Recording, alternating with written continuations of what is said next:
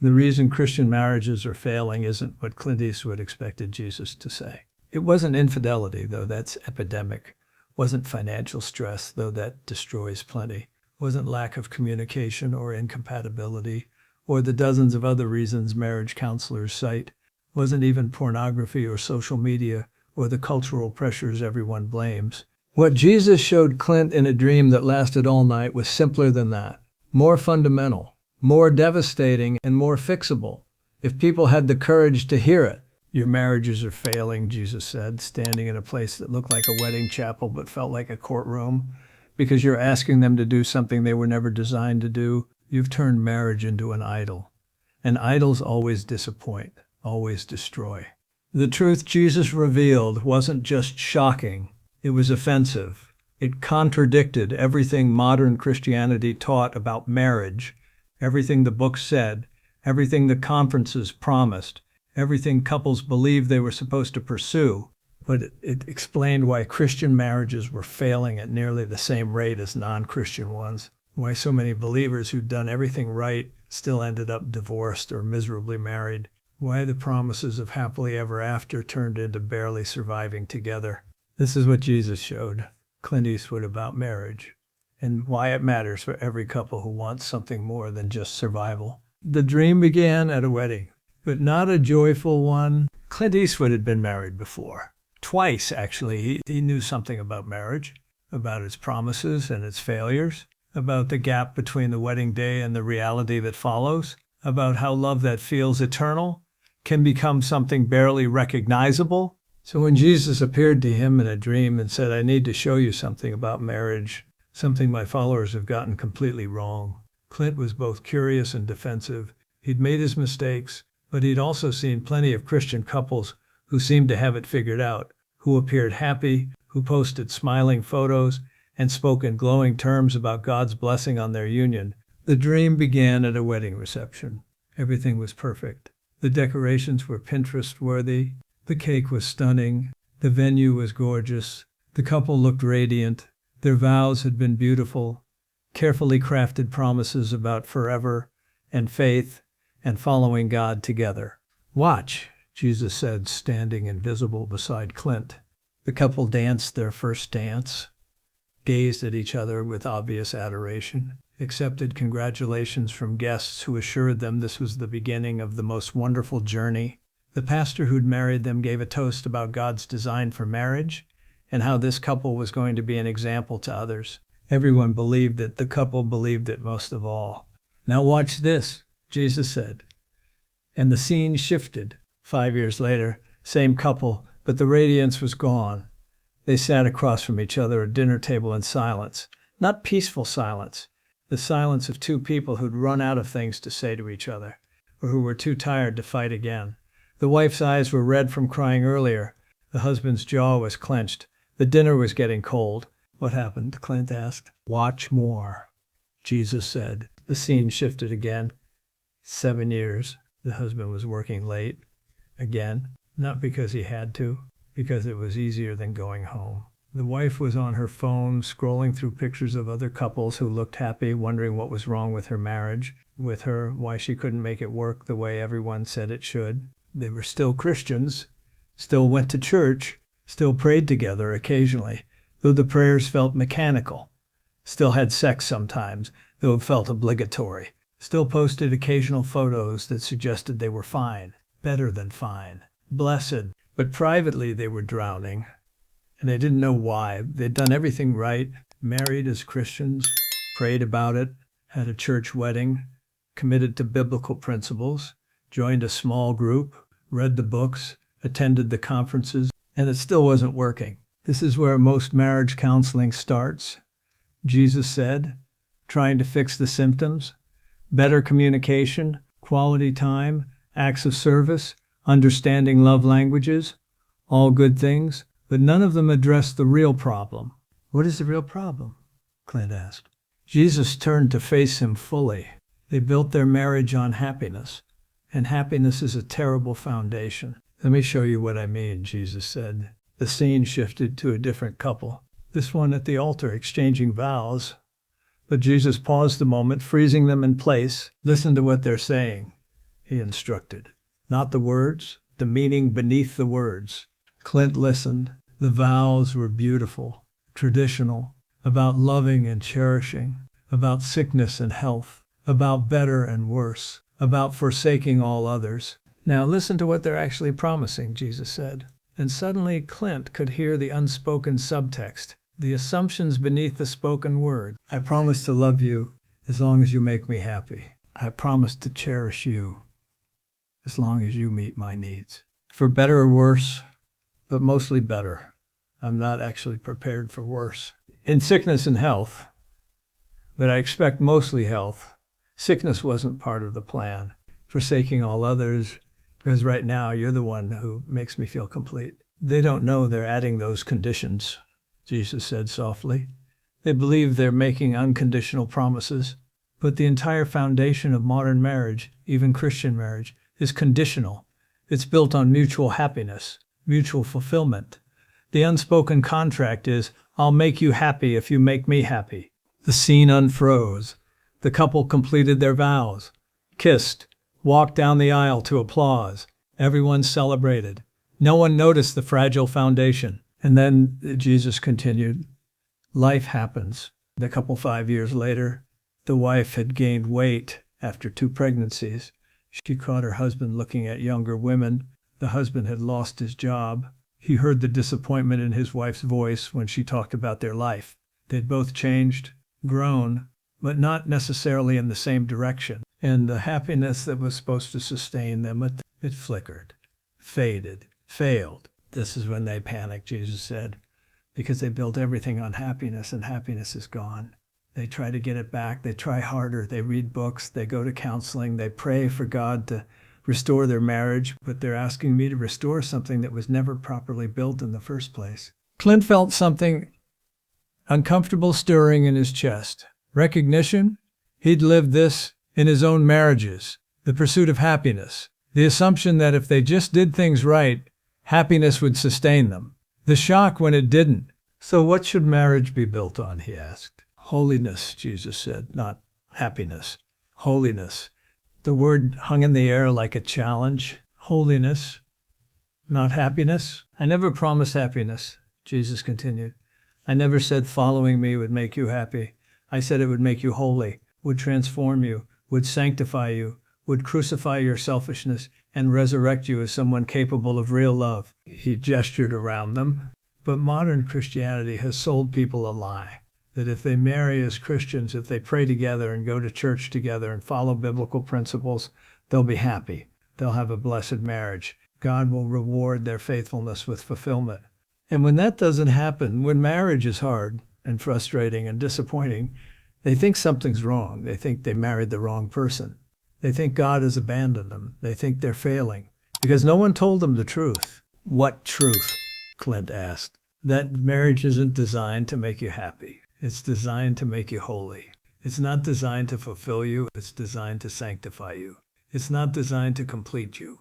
It's designed to reveal you, all your selfishness, all your pride, all your impatience, all your sin, so that it can be crucified and you can become more like me. The scene shifted again. Another couple, but this one was different. They were older, maybe married 30 years, and they weren't happy, at least not in the way modern couples defined it.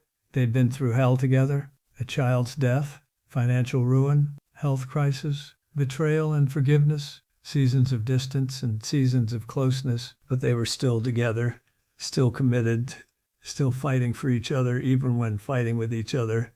Why are they still married? Clint asked. Because they didn't build their marriage on happiness, Jesus said. They built it on covenant, on commitment, on the belief that marriage is a crucible meant to refine them, not a pleasure cruise meant to entertain them. Clint watched the couple. The wife served her husband dinner even though he'd been difficult all day. The husband held his wife while she cried about something he couldn't fix.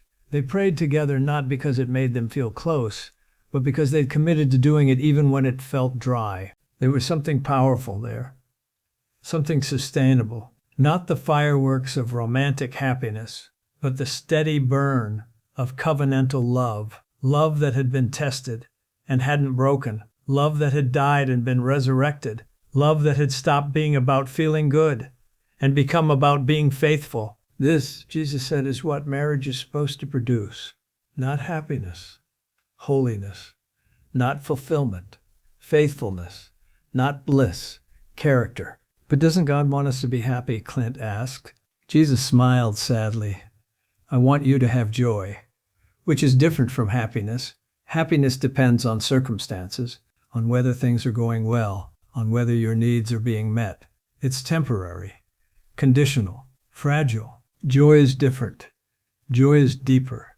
It exists even in suffering, even in sacrifice, even in dying to yourself.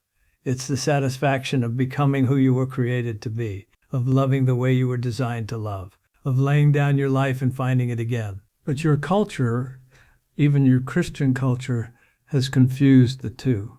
You've been told that joy means feeling good, that blessing means comfort, that love means chemistry and attraction and emotional high. And so you build marriages pursuing happiness, and you're shocked when they crumble. The scene shifted again. A younger couple, fresh from a marriage conference, excited about the tools they'd learned, the communication techniques, the date night plans, the sexual enrichment strategies, all good things, helpful things.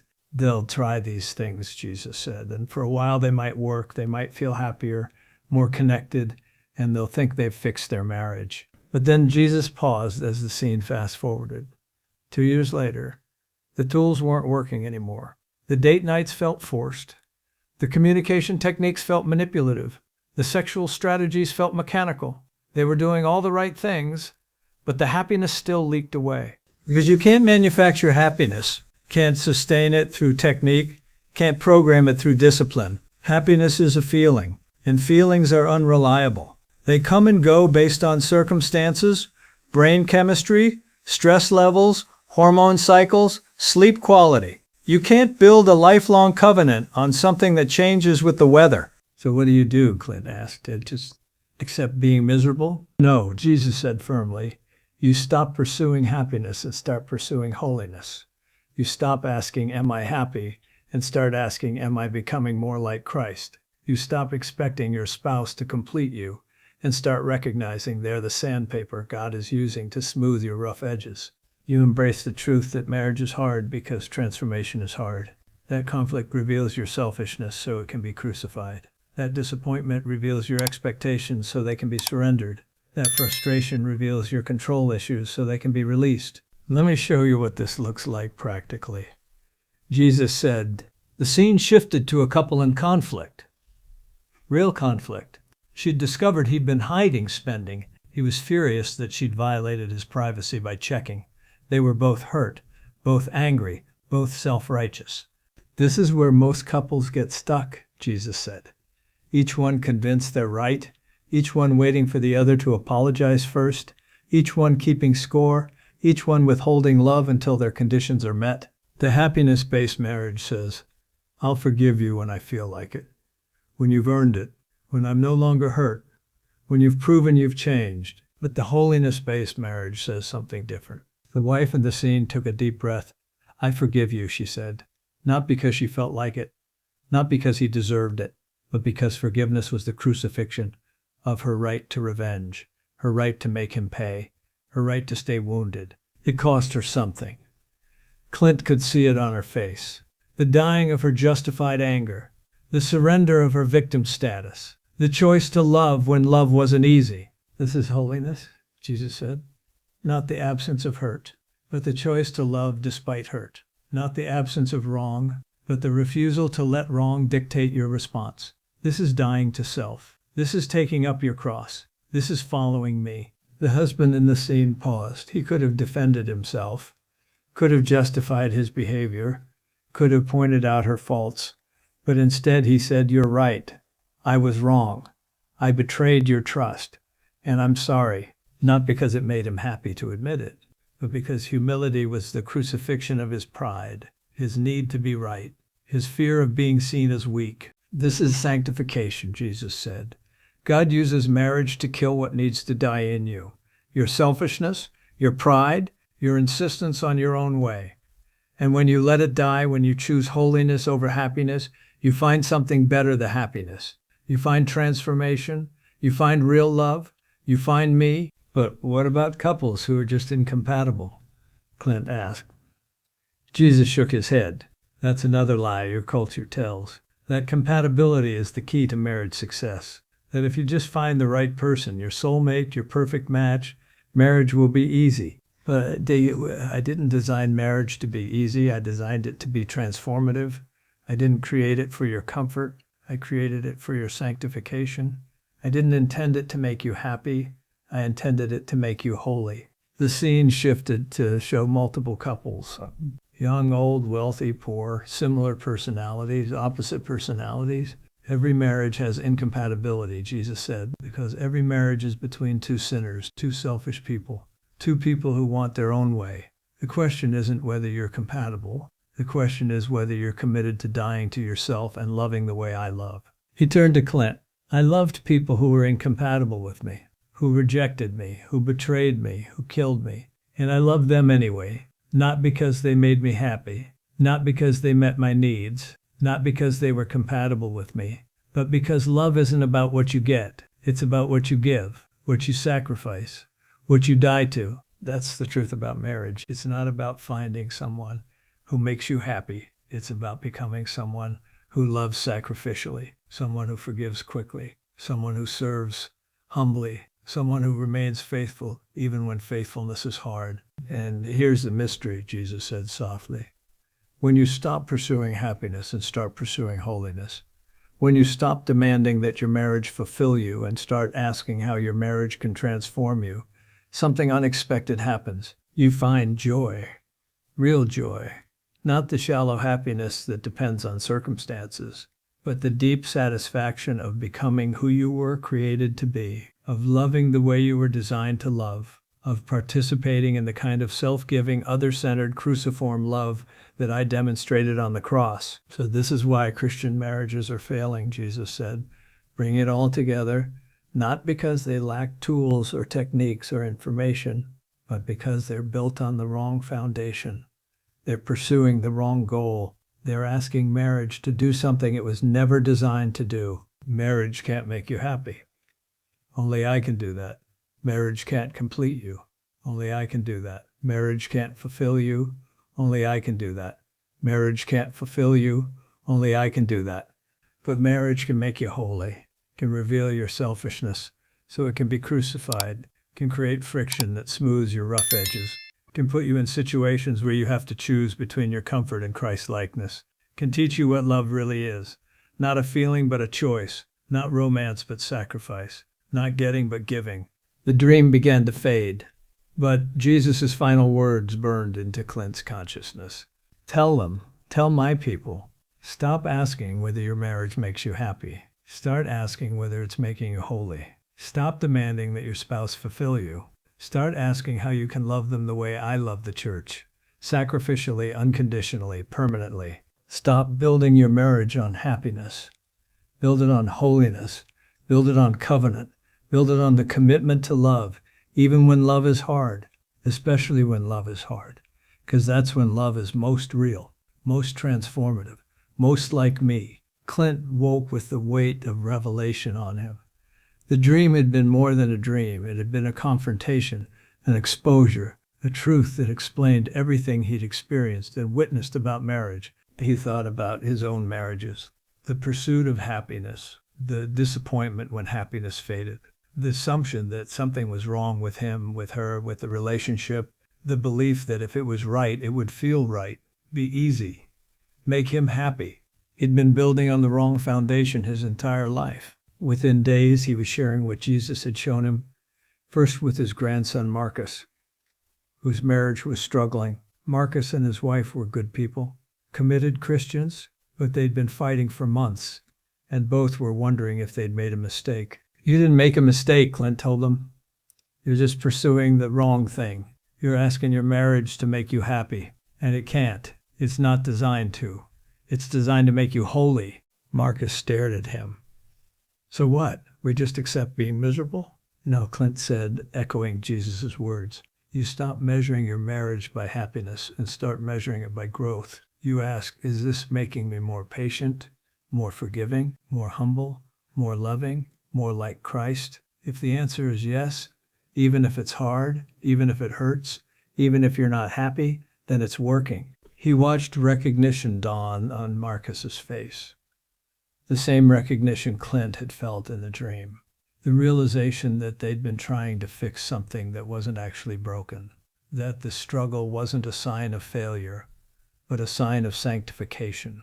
That the hardness was the point, not the problem. 3 months later, Marcus called. "We're doing better," he said, "not because things got easier, but because we stopped expecting them to be easy. We stopped keeping score. We stopped waiting for the other person to make us happy.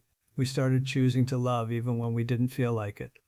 And something weird happened. What? We're not happy exactly, but we're better. We're growing. We're more patient with each other, more forgiving, more committed. And there's this deeper thing, not happiness, but something more solid, something that doesn't depend on whether we're having a good day or not. That's joy, Clint said. That's what Jesus talked about. The satisfaction of becoming who you're meant to be, of loving the way you're designed to love. At 94, Clint Eastwood finally understood what he'd missed about marriage. It wasn't designed to make you happy. It was designed to make you holy. And when you accepted that, when you built on that foundation, you found something better than happiness. You found transformation. You found real love. You found Christ in the midst of ordinary, difficult, sanctifying married life. The truth was shocking.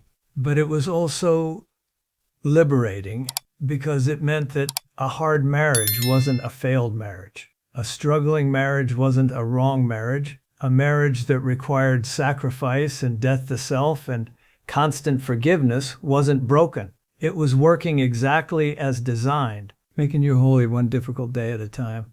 Don't forget to subscribe to our channel for new stories.